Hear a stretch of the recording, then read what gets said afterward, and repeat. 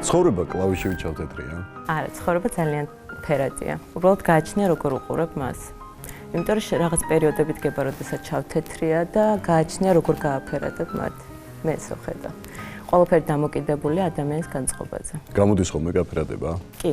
მარტივად გამოგდის? როგორც კი ვატყობ ჩემ თავს, რომ ოდნავ ნეგატიურად ვარ განწყობილი, მაშინ ყველაფერი მეჩვენება შავთეთრად, მაგრამ ეს იშვიათად ხდება. ბოლოს როდის იყო შავთეთრი პერიოდი? დაახლოებით 2-3 თვის წინაც იყო, მაგრამ ვახერხებ ისე, რომ ეს ყველაფერი 2-3 დღეზე მეტი, 2-3 დღეზე მეტი არ გასტანოს. რამე კონკრეტული მოხდა?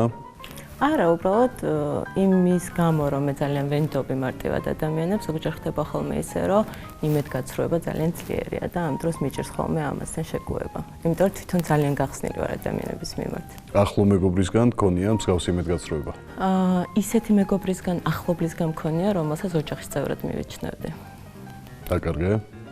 ერთ-ერთი ადამიანი, რომელიც დავკარგე. 1 წელი გავიდა მას შემდეგ და მაინც არ უნდა პარადი იმდენად უკონფლიქტო ადამიანი ვარ, რომ ყველაფერი მირჩევნია ადამიანების დაკარგვას. და ეს არის ის ერთ-ერთი შემთხვევა, რომელიც ყველაზე ახლო ადამიანი იყო და რომელსაც საერთოდ არ უნდა უბრალოდ დავკარგე. როგორ არა მენატრება, მახსენდება ის, როცა მჯეროდა, რომ მას გულწრფელი დამოკიდებულება ჰქონდა, მაგრამ იმის მერე როგორც მისი რეალური სახე ვნახე, საერთოდ არ უნდა ვამდანაკარგს. წყობიდან გამოგიყვანა? ვერა. იმიტომ რომ იმდენად აბსურდული იყო თურმე მისი სიყვარული ჩემს მიმართ, რომ ვერ გამომიყვანა წყობი და უბრალოდ დაველაპარაკებთ ხოვე, ავუხსენი რომ რა ხდება. ნუ ეს ბევრად უფრო დაბალი დონის საკითხებთან იყო დაკავშირებული და არა რაღაცა სიყვარულთან, მეგობრობასთან. ქალბატონია ვიდრე საუბრობ, ასე რომ ამას არ გამოვყენე წყობიდან. მხოლოდ გული დამწყვიტა ისე, რომ ბევრი ღამე გავათენე ამაზე ნერვიულობით. გიღალატა ამ ქალბატონმა? ნუ ღალატის ტოლფასი იყო ალბათ. იმიტომ რომ როდესაც გრძნობაში შეგეპარება ეჭვრის წლები გჯეროდა, ეს ყველაზე დიდი ღალატია, მე ესე ვთქვი. ეჭვი ქონდა, რომელიც გამართლა?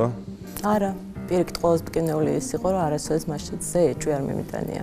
შენი საიდუმლო გაიტანა გარეთ? არა, ამას ვერ დავაბრალებ. მაგრამ ყველაზე მტკივნეულს შეეხო, ანუ უბრალოდ დავკარგეთ ერთმანეთი ძალიან ბევრი წლის მერე, აბსოლუტურად უმიზეზოდ. რა გააკეთე შეგიძლია გითხრა? არა, მაინც დავინდობ და არ ვიტყვი. სილამაზე წარმატებას განაპირობებს? ნაწილობრივ კი. ჩემ შემთხვევაში?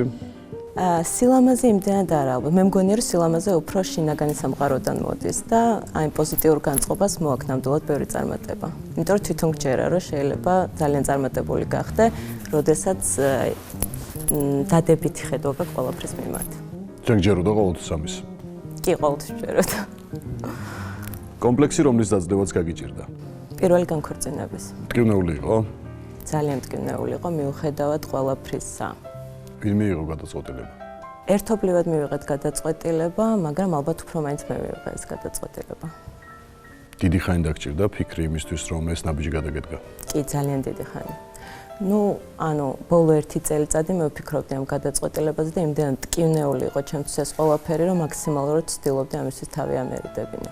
სწორი იყო ამ გადმოსახედიდან? განქორწინება? კი, სწორი იყო. ყველასთვის სწორი იყო, თვითონ ყოფილი მეუღლისთვის, ჩემთვის და რაც მთავარია შვილებისთვის იყო სწორი. ჩაკეტვის პერიოდი ქონდა? არა, არასოდეს. განქორწინების შემდეგ? ქონდა ის პერიოდი უბრალოდ, რომ უფრო მეტად მერჩინა ოჯახის წევრებთან ურთიერთობა და სახლში ყოფნა.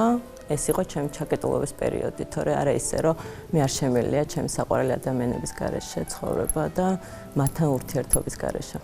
რა კომპლექსი გაგიჩინა განქორწინება? საერთოდ ალბათ ყველა გოგო ოცნებობს იმაზე, რომ ვიზეს დაქორწინდება, ეს ქორწილი იყოს მარადიული და გასტანოს მთელი ცხოვრება. ჩემს შემთხვევაშიც ესე იყო და უბრალოდ ის კომპლექსი იყო, რომ რაც მთელი ცხოვრება მეოცნებებოდა და თვლით იდეალად, ის რაღაც ჩამოიმსხვრა ჩემთვის. ეს იყო რთული. მშობლებს როგორ მივაწოდებდი ამას, ყველაფერს, საზოგადოებას, მაინც ძალიან დიდ ანგარიშს უწევს საზოგადოების აზრს და ეს ყველაფერი ჩემთვის რაღაც გაუტოლდა კომპლექსებს. როგორ მიიღეს? გვერდში დაგიდნენ? გვერდში დამიდგნენ ოჯახის წევრები, განსაკუთრებით ჩემი და მშობლები, რა თქმა უნდა.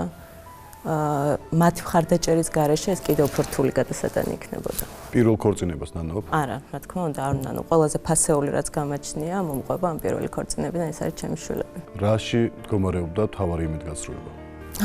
მთავარი იმედგაცრუება ალბათ იმაში, რომ ჯეროდა, რომ ჩვენ კარგი ურთიერთგაგება გვექნებოდა ერთმანეთის მიმართ. მე არაფერს ვნანობ მასთან მიმართებაში, უბრალოდ რაღაც ის ძალიან კარგი ადამიანია, არაჩვეულებრივი მამა, ყველაფერი, მაგრამ ხასიათებით ვერ შევეწყვეთ ერთმანეთს, ეს იყო იმედგაცრუება და მე ვთვლი, რომ ბავშვები იმსახურებენ ძალიან ჯანსაღ ვითარებაში გაზრდას, რაც პირველ რიგში მოისაზრებს, რომ მშობლების კონფლიქტს არ ხედავდნენ. კონფლიქტი ხშირად ჰქონდათ? ასეთი ხმაურიანი კონფლიქტები არ გქონია, შვილებისთვის სტრესი არასოდეს მიგვიყენებია, მაგრამ მიუხედავად იმისა, რომ დღემდე არაჩვეულებრივი ურთიერთობა გვაქვს, ეხლა უკვე ამ გადმოსახედიდან ძალიან კარგი მეგობრები ვართ, იმ მომენტისათვის ეს არ იყო ჰარმონია. აი რაც წყვილს შორის ყველაზე მნიშვნელოვანია, ეს იმ მომენტში არ გქონდა. და ძალიან ადეკვატურად გავუძეხით ამას, რომ ვართ ორი შვილის მშობლები. დღესდღეობით უკვე ყველაფერი კარგად არის. ექს-მეუღლეების მეგობრობა მითი არ არის? როდესაც ორი შვილი გაკავშირებს, აუცილებლად უნდა იმეგობრო, მაგრამ აი იმ დონეზე, რაც არ ცდება გულწრფელობას, იმიტომ რომ როდესაც იწყება ეს რაღაცა სიყალბე, ამას უკვე არ ვემხრობი, მაგრამ ის რა ურთიერთობაც მე და ჩემ ყოფილ მეუღლეს გვაქვს, ვთვლი, რომ არის ძალიან ჯანსაღი და აუცილებელი ბავშვებისთვის. ყველაფერი გააკეთე ოჯახის შენარჩუნებისთვის. მე მიმაჩნია, რომ ყველაფერი გავაკეთე. რა თქმა უნდა, იგულისხმება ისიც, რომ პატარები ვიყავით, როდესაც ოჯახში შევქმენით, მაგრამ ძალიან დიდი ნებისყოფა გამოვიჩინე იმისთვის, რომ შვილების მომავალში მქონდა სათქმელი, რომ მე ყველაფერი გავაკეთე ამ ოჯახში შესანარჩუნებლად. პრეზიდენტის რძლობა გაკომპლექსებდა? არა. რა თქმა უნდა, ქონდა თავისი სირთულეები, მაგრამ ვერ ვიტყვი, რომ აკომპლექსებდა. რა სირთულეები? სირთულეები ალბათ ის იყო, რომ 17 წლიდან ამ ოჯახთან ვიყავი დაკავშირებული, 19 წლის ასაკში უკვე შევქმენი ოჯახი და აი ეს რაღაც ბავშვური, როგორ გითხრათ, ბავშვური თუნდაც გართობა, თუნდაც დროის ტარება, რაც მგონია, რომ ძალიან ნორმალურია, ეს ჩემთვის არ ყოფილა, მაგრამ არ ყოფილა ალბათ პროფესიიდან გამომდინარეც, მაგრამ უფრო მეტი სიამოვნება მოქონდა ამ ყველაფერს, ამ არაჩვეულებრივ ოჯახს ჩემთვის, ვიდრე ვთქვათ რაღაც სირთულეები. ფულს ბედნიერება მოაქვს? არა. ფულს არ მოაქვს ბედნიერება, ფულს მოაქვს რა თქმა უნდა კომფორტი, რომელიც თქვათ აუცილებელი ყოველდღიურობისთვის, მაგრამ აი ძალიან ზუსტად შემიძლია ვთქვა, რომ ეს არ არის ის, რაც მოგვიტანს ბედნიერებას. სხვა ბევრად უფრო დიდი ფასეულობები არსებობს, ვიდრე ფული. მე ესე მგონია. გამოცდა, რომელიც ვერ ჩავაბარე. ვერც ერთ ცხოვრებისეულ რაღაც ეტაპს და დაბრკოლებას ვერ დავარქმევ გამოცდას, რომელიც ვერ ჩავაბარე. იმიტომ რომ მგონია, რომ თუ ზუსტადაც ვერ ჩავაბარე რაღაც, იყო ის, რამაც შემქნა იმად, რაც დღესდღეობით ვარ, ასე რომ ყველა იყო ჩემთვის კარგი მაგალითი და ან სასწავლებელი ჭკუის, ან მოკლედ ვერ მოვისაზრებ ესე ვერც ერთ. შეცდომებზე მარტივად სწავლობ? მხოლოდ საკუთარზე. საკუთარზე თუნდაც? კი, სწავლობ. იგივე შეცდომა აღარ გაგიმეორებია? ვცდილობ, რომ არ გამიმეორო, მაგრამ ალბათ გამიმეორებია. გაცნობიერებულად? გაუცნობიერებლად. გრძნობა თუ გონება? გრძნობა. მით უმეტეს ხელოვანისთვის. გრძნობა, მაგრამ აუცილებლად უნდა თან სდევდეს გონება. ხელებს რამდენად დააზღოდი? ხელები არის ჩემი მთელი ცხოვრება, ასე რომ აი მიჭირს ძალიან ამის დასახელება, მაგრამ რადგან ჩემთვის ყველაზე ფასეული ალბათ ძალიან ძვირად. იფიქრია ამაზე? არა. ვინმეს ნერვებს დაგიკრავს? ალბათ სამწუხაროდ კი. მაგრამ არ მინდოდა, არასოდეს არ მინდა რომ ვინმეს ნერვებზე უკრავდე, მაგრამ გაცნობიერებულად არ დაგიკრავს? არა, არასოდეს. არა. მე მინდა რომ არასოდეს არ დაუკრავ. როდის ხდება პოპულარობა ტვირთი? პოპულარობა დიდი სიამოვნება, უფრო მეტი სიამოვნება ხალხის სიყვარული. თუ პოზიტიურად არიან შენს მიმართ განწყობილნი, მაგრამ როდესაც ეს შეეხება პირად ცხოვრებას, რა თქმა უნდა რაღაც სიმძიმეებთან არის დაკავშირებული, მაგრამ არა იმდენად პირად ცხოვრებას, როგორც შვილებს. მე მქონდა ესეთი პერიოდი, როდესაც შვილებსაც ეხებოდა ეს ყველაფერი. დღემდე არის ხოლმე რაღაც მომენტები, როდესაც შვილებს ეხება ეს ყველაფერი, აი მაშინ გაუსაძლისი ხდება და საერთოდ ვფიქრობ ხოლმე, რომ ნეტა არავინ არ მიცნობდეს და არავის განსახილველი არ იყოს ჩემი პირადი ცხოვრება. დანარჩენი ბევრად უფრო სიამოვნება ხალხის სიყვარული, ვიდრე ვთქვათ რაღაც ტვირთი. ეს ყველაზე მძაფრი იყო, როდესაც მეორედ გადაწყვიტე ოჯახის შექმნა? კი, ეს ყველაზე მძიმედ მახსენდება. გაკრიტიკებდნენ? საოცრად. საერთოდ განქორწინება ყოველთვის ვამბობ, რომ არის სირთულეებთან დაკავშირებული, მაგრამ გარკვეული მიზეზების და გამო ჩემი განქორწინება იყო გაასმაგებულად ტვირთთან, აი სიმძიმეებთან, სულიერად ისედაც მძიმედ გრძნობ თავს, ხო, რაც არ უნდა იყოს, ვისინებაც არ უნდა იყოს ეს განქორწინება, არის ძალიან დიდი ტკივილი. და ჩემ შემთხვევაში რატომღაც, ალბათ რაღაც მიზეზების გამო საზოგადოების ეპიცენტრში აღმოჩნდა ძალიან ეს განქორწინება. იყო რაიმე ფრაზა, ანაზრი ამ პერიოდში, რომელმაც ყველაზე მეტად გატკინა? იყო. რომელი? ეს იყო ფრაზა, როდესაც ამბობდნენ, რომ ნუ რა მნიშვნელობა აქვს პირად ცხოვრება, თქვათ როგორ მოაწყო, ყველაზე დიდი მისი პრობლემა არის, რომ მან დატოვა შვილები და უბრალოდ ეს არის ის ერთ-ერთი საკითხი, რაზეც შემიძლია თამამად თქვა, რომ მე არასოდეს ჩემი შვილები არ დამიტოვებია და არც ერთ ქალურ ბედნიერებას არ გავცვლიდი შვილების ბედნიერებაზე და მათ სულიერ კომფორტზე. ეს არასოდეს არ გამიკეთებია და ეს იყო მიზეზი ჩემი მიუხედავად იმისა, რომ ახლობლები მეუბნებოდნენ, რომ რატო განიცდი, შენ ხო იცი, რომ ეს შენ არ გაგიკეთებია, მაგრამ ძალიან ბევრი გათენებული ღამე იყო, ძალიან ბევრი ცრემლი იყო, იმიტომ რომ შვილი ყოველთვის არის ძალიან მტკივნეული თემა, რომელსაც მე ვფიქრობ, რომ მით უმეტეს უსაფუძვლოდ არავინ არ უნდა შეეხოს. რატომ უსწირებდა ის აზრი, რომ შვილები დატოვე? იმიტომ რომ როდესაც უკვე შემდეგ სანდროსთან ურთიერთობის დროს, სანდრო არის ამერიკელი, ანუ ამერიკაში ცხოვრობდა 20 წელი და მიწევდა ხოლმე ხშირად ფრენა, მაგრამ არასოდეს 2 კვირაზე მეტი არ დამიტოვებია ჩემი შვილები და ის 2 კვირაც იყო ჩემთვის ძალიან რთული ყოველთვის, იმიტომ რომ ბავშვები მაინც პატარები იყვნენ და გაუსაცლისი იყო, მაგრამ სხვანაირად, ვერ ვახერხებდი. არ არსებობდა სხვა გზა. ვის მიიჩნევ კონკურენტად?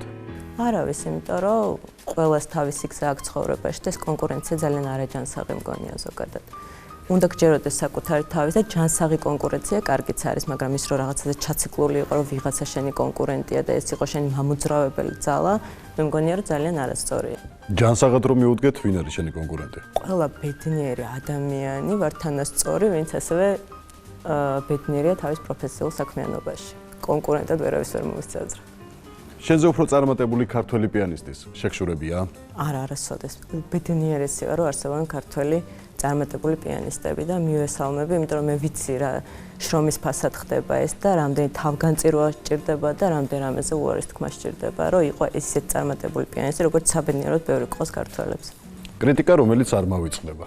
ისო პირად ცხოვრებასაც ეხებოდა შვილებს და ის, რომ თურმე საზოგადოების ყველაზე დიდი განხილვის საბაბი შეიძლება გახდეს, რომ ადამიანმა როგორ გაბედა, რომ შეცვალა თავის ცხოვრება, ანუ განქორწინებით და შემდეგ ქორწინებით. რითიც მე ძალიან ბედნიერი ვარ და კიდევ ერთხელ ამბობ, რომ მიმაჩნია, რომ ძალიან სწორი გადაწყვეტილება იყო. ადრეულ ასაკში გათხოვება ყოველთვის შეცდომაა? არა.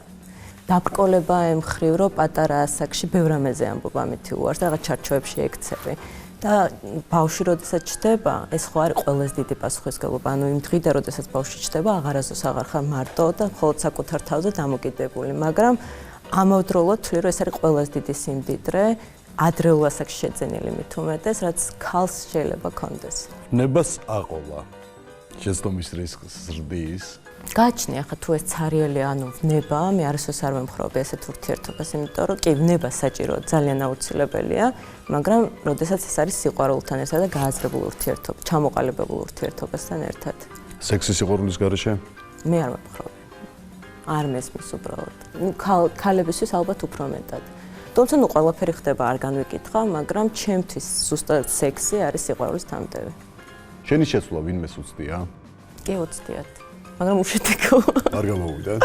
არა, იმიტომ რომ მე მგონია რომ ადამიანი უკვე ჩამოყალიბებულ ასაკში ის არის ვინც არის და ყოველთვის ვამბობ რომ ჯობია ადამიანს შეეძებოთ რაღაც პოზიტიური თვისებები, იმიტომ რომ პარტნიორზე ან თუნდაც ადამიანების გარემოცვაზე არის დამოკიდებული, ისინი შენ პოზიტივს წამოწევენ წინ თუ ნეგატივს და ყოველთვის ვთვლი რომ ადამიანებში იმდენი რაღაც სხივია რომ ჯობია იმის წამოწევა ვიდრე ეცადო რომ ისინი შეცვალო. ვინც ცდილობდა ამას? ყოფილა ალბათ შემთხვევები რომ ცდილობდნენ, მაგრამ მე მგონი რომ უშედეგოდ. სიყვარულში ყველა სიგიჟე გამართლებულია? კი, აბსოლუტურად ყველა სიგიჟე გამართლებულია სიყვარულისთვის. რომელი სიგიჟე გაგახსენდა ახლა პირველი? ის სიგიჟები, რაც ჩემი ქმრისთვის ვაკეთე. მაგალითად? ერთი წლის განმავლობაში, როდესაც ძალიან მეშინოდა ფრენის, 9-ჯერ რო ვიფრინე ამერიკა და საქართველოს შორის, ეს მახსენდება სიგიჟად, იმიტომ რომ მართლა რეალურად მეშინოდა და რომ ამ ყველაფერს გაუძელი, რაც ხდებოდა ოჯახის შექმნასთან დაკავშირებით, იმიტომ რომ ერთ წელიწადში შეიქმნა ახალი ოჯახი და ეს ითვლება რომ ძალიან მალე მოხდა, მაგრამ არ ვნანობ საერთოდ და კი შეიძლება სიგიჟე იყო, მაგრამ სიგიჟე ყოველთვის გამართლებულია, როდესაც ამას უანგარო გულწრფელი გრძნობისთვის აკეთებ. მაგრამ ფიქრობდი რომ რისკავდი? კი, ვიცოდი რომ რისკავდი, ვიცოდი რა მელოდებოდა ყველაფერი, მაგრამ ზუსტად გრძნობდი რომ ეს ის სიყვარული იყო, რომლისთვისაც ეს ყველაფერი ღირდა. ხელოვანი ქალი უფრო ვნებიანია? ხელოვანი ქალი უფრო ვნებიანია, ალბათ იმიტომ რომ უფრო მეტად ემოციურია. საერთოდ ხელოვანი ხალხი ბევრად უფრო ემოციურები არიან და უფრო მეტად გრძნობას აყოლილები. ეს იწვევს ალბათ უფრო მეტად ვნებას. მე ესე მგონია. თუმცა ყველა ადამიანში არის ვნება, რომელიც ან გაიღვიძებს, ან დაიძინებს. მუსიკა როდესმე შეწყვეტილა? შეწყვეტილა. ზუსტად იმ რთული პერიოდის დროს. და შემდეგ იმ რაღაც უზომო მონატრებამ მიმახვედრა, რომ ვერასოდეს ვიქნებოდი მე, თუ არ იქნებოდა მუსიკა ჩემ ცხოვრებაში, რომელიც ერთ-ერთი უმნიშვნელოვანესი ნაწილია ჩემ ცხოვრების. უღალატია ჩემთვის? არა. არასოდეს. არასოდეს. აპატიებდი ღალატს საყვარელ ადამიანს. სამწუხაროდ ღალატი ყველა მიცით რომ ძალიან ცუდი რაღაცა. ისიც ყველა მიცით რომ ყველაფერი შეიძლება ცხოვრებაში მოხდეს. ერთ-ერთი ის არ მესმის როცა ამბობენ რომ თუ ძალიან მიყვარს ვაპატიებდი. მე კიდე მგონია რომ რაც უფრო მეტად გიყვარს, მეტად ვერ აპატიებ ღალატს. ასე რომ სავარაუდოდ ვინც ძალიან მიყვარს, იმათ ვერ ვაპატიებდი ღალატს და დანარჩენი უბრალოდ თუ ამჩნევ რომ ღალატობენ, ამით იცვლება დამოკიდებულება შენი მათ მიმართ. მამაკაც ოჯახში მეტის უფლება აქვს? არა, უბრალოდ მამაკაცის მიმართ ქალს, რომელიც მას ეყრდნობა, ალბათ მეტი მოლოდინი აქვს, თორე ვთვლი, რომ თანაბარი უფლებები აქვთ მათ სოციუმის წინაშე და კარგია, რაც მეტად უბრალოდ ჰარმონია უნდა იყოს, მე მგონია ქალსა და მამაკაცს შორის, ესე მამაკაცს თავის ფუნქცია აქვს, ქალს თავის ფუნქცია აქვს. ოჯახის თავი მამაკაცია? რაც მეტად ერთიანად ქმნიან ამ რაღაცა წვერვალებს და მიზნებს, მე მგონია რომ ბევრად უფრო წინ მიდიან, ვიდრე რომ რაღაცა ესეთი მიზნები დაისახო, ვინ არის მთავარი ოჯახში. ეჭვიანობა სიყვარულის გამომხატველია? ჩემთვის, რადგან მე ძალიან ეჭვიანი ადამიანი ვარ, ჩემთვის სიყვარულის გამომხატველია, თუმცა იმათსაც არ ვეთანხმები, რომ რაც მეტად თავდაჯერებული ხარ არ ეჭვიანობ. მე მგონია რომ სიყვარულის თანმდებია მაინც ეჭვიანობა, რა თქმა უნდა ზომიერების ფარგლებში და არა რაღაც პათოლოგიურ საზღვრებში. გამართლებულა შენი ეჭვი? ინტუიცია მაქვს ძალიან კარგი და უბრალოდ ვთვლი რომ სიფრთხილე არის საჭირო და კარგი ურთიერთობებში, თორე არა, ვერ ვიხსენებ ეს რომ რაღაცა მიეჭვია და გამართლებულა უბრალოდ. ენდე, მაგრამ აკონტროლე? კი, მე ესე ვთვლი. ნამდვილად, როგორაც არ უნდა გჯეროდეს, უბრალოდ კარგია ეს სიფრთხილე. ის რისი პატიებაც არ შემიძლია? ტყუილის. ხშირად და გეტყუილენ? უსამართლობის პატიება არ შემიძლია. არა, იცით, ალბათ როდესაც ძალიან გულწრფელი ხარ ადამიანების მიმართ, ვცდილობ რომ ისეთ ადამიანებთან ვიყო გულწრფელი და ისეთი ადამიანები მოუშვათ ჩემთან ახლოს, ვისგანაც რაღაც ზურგშიდანაც არ ველოდები. ამიტომ რაღაც ტყუილზე ესე არ მტკენია გული. ნამდვილად არ შემხვედრია ბევრი ტყუილი ცხოვრებაში. მამაკაცს ცესთვისება მასზე წარმოდგენას მიკარგავს. სიზარმაცე პირველ რიგში ძალიან არ შემილი თავზე ზედმეტი წარმოდგენის ადამიანები და პირველ რიგში როდესაც არ იცის, აი პირველი ჩემი საზომი არის როგორ ექცევა დედას. იმიტომ რომ ამის მიხედვით ექცევა მე შემდეგ ყველა ქალს. კანონი დაგერღვევია? ცხოვრებისეული? თუნდაც.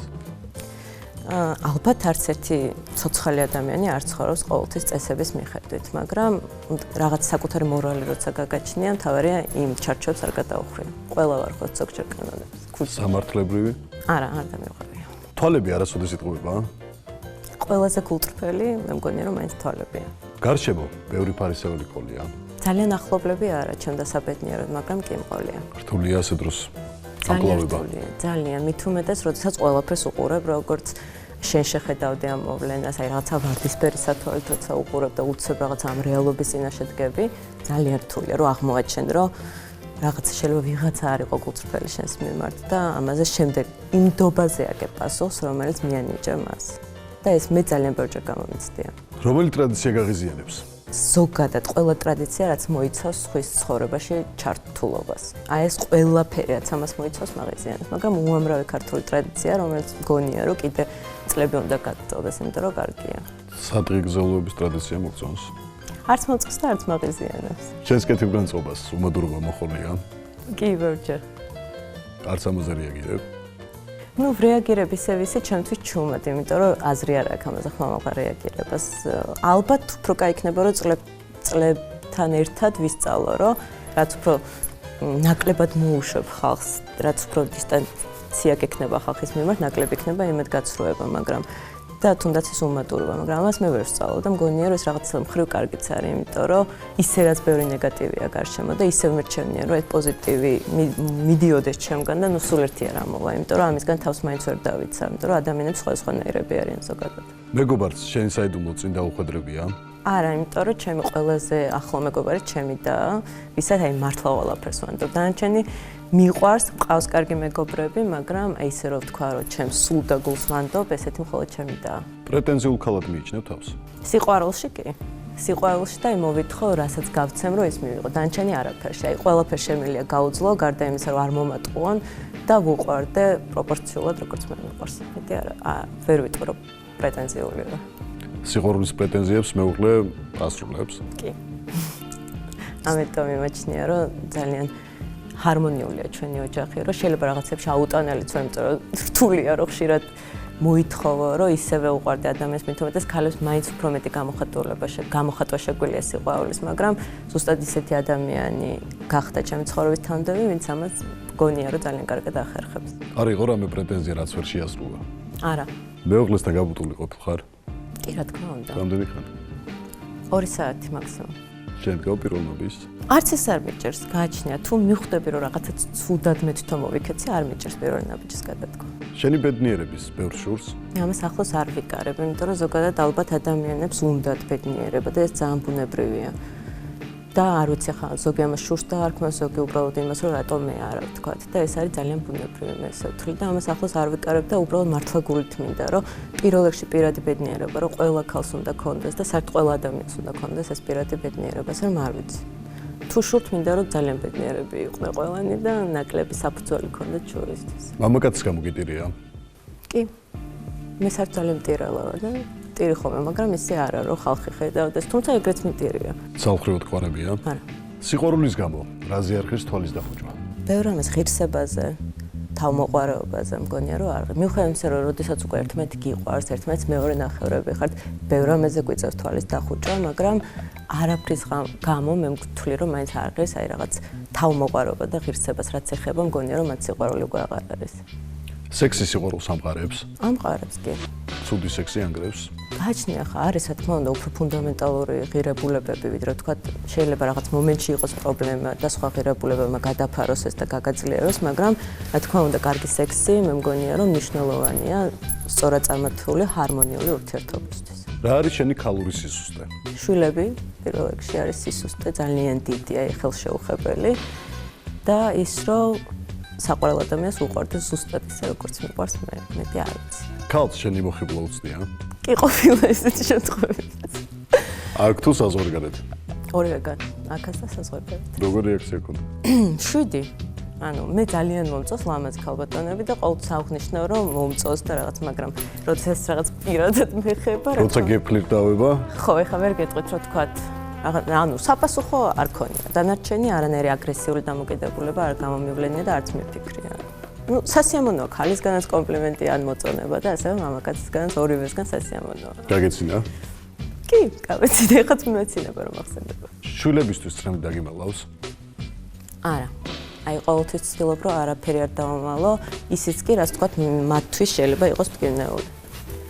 ანუ ხო პირველი განქორწინება შეიძლება და რა თქმა უნდა იქნებოდა მათთვის მტკივნეული, მაგრამ გონია რომ ბავშვებს რაც მეტი პასუხები აქვთ კითხვებზე, მით მეტად უფრო სწორად რეაგირებენ და ჯანსაღად ამაზე, ვიდრე რომ არ მიყვარს ესეთ ბავშვებს რაღაცებს უმალავენ და შემდეგ რაღაც დიდ ასაკში უყვებიან ამაზე. ამიტომ ვცდილობ რომ ეხლას თუ რამე კითხვები აქვთ, რომ აი რატო ეს როგორ მიუხედავად იმისა, რომ ძალიან ლაღი ბავშვები არიან, მაინც ვცდილობ რომ დღეს ვექონდეთ ყველა კითხვაზე პასუხი. ცხობიდან გამოსულს ვინმესთვის უცენზუროდ მიგიმართავს? არასოდეს.